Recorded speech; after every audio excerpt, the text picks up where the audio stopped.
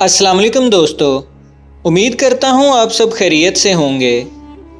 تقریباً 1450 سال پہلے جب پوری دنیا جہالت کے اندھیروں میں ڈوبی ہوئی تھی اور ساری انسانیت ناانصافی اور ظلم کا شکار تھی، تو عرب کے تپتے ہوئے ریگزاروں سے نور ہدایت کا وہ چشمہ نکلا جس کے آنے سے ظلم، ناانصافی اور جہالت کے بادل چھٹ گئے۔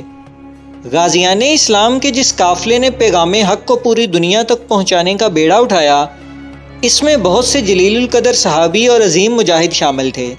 ہمارا آج کا موضوع بھی ایسا ہی ایک مجاہد ہے جس نے فرعونوں کی سرزمین کو نور ہدایت سے منور کیا۔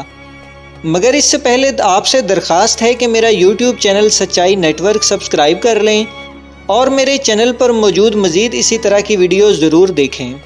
بنو سیم سے تعلق رکھنے والے حضرت عمر بن عاص کے خاندان کا شمار زمانہ جاہلیت سے ہی قریش کے معزز خاندانوں میں سے تھا۔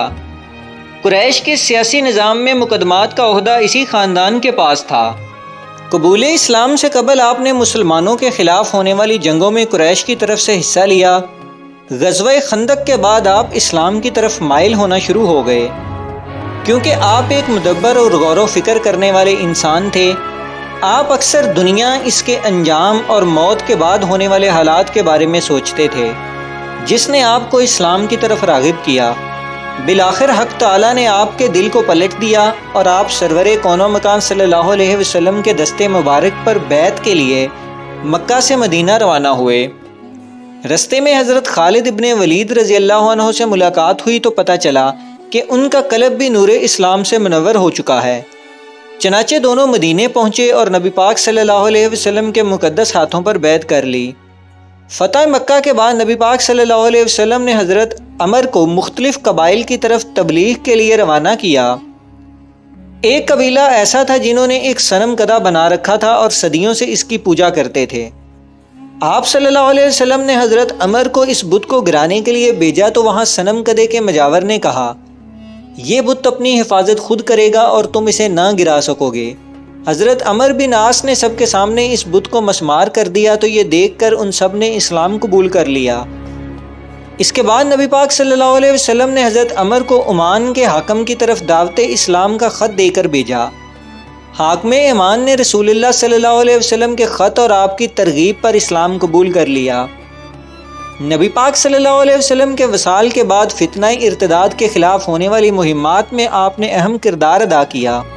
فتنہ ارتداد کے خاتمے کے بعد جب حضرت ابوبکر صدیق نے کیسر و کسریٰ کے خلاف علم جہاد بلند کیا اور عراق و شام کی طرف لشکر روانہ کیے تو حضرت عمر بن عاص کو فلسطین کی مہم پر مامور کیا۔ جنگ اجنادین میں آپ نے حضرت خالد بن ولید کی سربراہی میں حصہ لیا اور محاصرہ دمشق میں حضرت خالد نے آپ کو دمشق کے ایک دروازے پر مامور کیا۔ فتح دمشق کے بعد آپ نے مارکہ فہل، بسان اور یرموک میں بھی اسلامی لشکر کے ایک حصہ کی سلاری کے فرائض انجام دیے۔ جنگ یرموک، جو کہ مسلمانوں اور سلطنت روم کے درمیان لڑی جانے والی سب سے عظیم اور فیصلہ کن جنگ تھی، اس میں حضرت عمر اسلامی لشکر کے میمنہ کے سالار تھے۔ آپ بہت بہادری اور جوش و خروش سے لڑے اور رومیوں کو شکست دی۔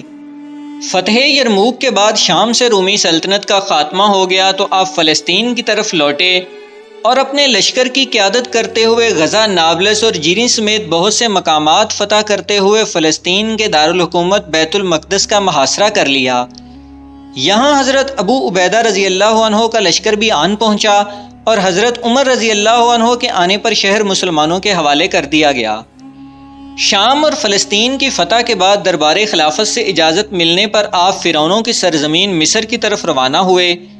اسلامی اور مصری لشکروں کے درمیان پہلا معرکہ باب الیون میں ہوا، جہاں مصری سپہ سالار ارطبون خود مقابلے کے لیے آیا اور عبرتناک شکست کھائی۔ مصری سپہ سالار کی شکست کے بعد حضرت عمر عریش اور فرما کو فتح کرتے ہوئے عین الشمس کے تاریخی مقام پر جا پہنچے۔ عین الشمس میں اسلامی اور قلعہ بند مصری فوج کے درمیان شدید جھڑپیں ہوئیں۔ یہیں پر حضرت زبیر بھی 10,000 مجاہدین کی کمک لے کر پہنچ گئے۔ کمک ملنے پر مسلمانوں نے شدید حملہ کیا اور شہر فتح کر لیا۔ اس کے بعد آپ نے دربار خلافت سے مصری دارالحکومت اسکندریہ کی طرف پیش قدمی کی اجازت مانگی اور اجازت ملنے پر اسکندریہ کی طرف روانہ ہوئے۔ اسکندریہ افریقہ کی سب سے اہم بندرگاہ اور شہر تھا جو اس وقت رومی سلطنت کے زیر سایہ تھا۔ رومی اور مصری فوج نے شہر سے باہر نکل کر مسلمانوں کا مقابلہ کیا اور شکست کھائی۔ اسلامی فوج نے شہر کا محاصرہ کر لیا اور یہ محاصرہ تقریباً 2 سال جاری رہا، کیونکہ اسکندریہ کی فصیل اور محل وقوع ایسا تھا کہ اس کو فتح کرنا آسان نہ تھا اور رومی فوج کو سمندر کے راستے رسد و کمک بھی مل رہی تھی۔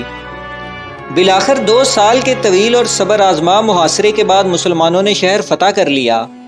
اگرچہ مسلمانوں نے شہر بزور شمشیر اور مشکلات سے حاصل کیا تھا، مگر پھر بھی کسی شہری کے خلاف انتقامی کارروائی نہ کی گئی اور سب کو امان دے دی گئی۔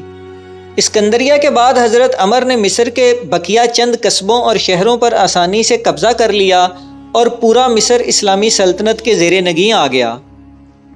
فاتح مصر حضرت عمر نے مصر فتح کرتے ہی برکہ کا رخ کیا اور برکہ، زویلہ، طرابلس اور سبرا کو فتح کرتے ہوئے اسلامی سلطنت میں شامل کر لیا۔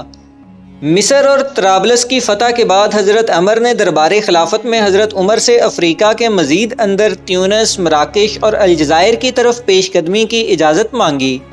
حضرت عمر نے مفتوحہ علاقوں کے انتظام و اہتمام کو ترجیح دیتے ہوئے مزید پیش قدمی سے روک دیا اور آپ کو مصر کا حاکم مقرر کر دیا۔ حضرت عمر رضی اللہ عنہ کی وفات کے بعد حضرت عثمان کے دور خلافت میں جب اسکندریہ کی رومی آبادی نے رومی لشکر کے ساتھ مل کر بغاوت کر دی تو آپ نے رومی لشکر کو شکست دیتے ہوئے بغاوت کو کچل دیا۔ حضرت عمر بن عاص نے بقیہ زندگی حاکم کی حیثیت سے مصر میں ہی گزاری اور 43 ہجری میں سرزمین مصر پر ہی وفات پائی۔ اللہ سے دعا ہے کہ وہ ہم سب کو اسلامی تعلیمات پر عمل پیرا ہونے کی توفیق عطا فرمائے۔ اللہ ہم سب کا حامی و ناصر ہو، آمین۔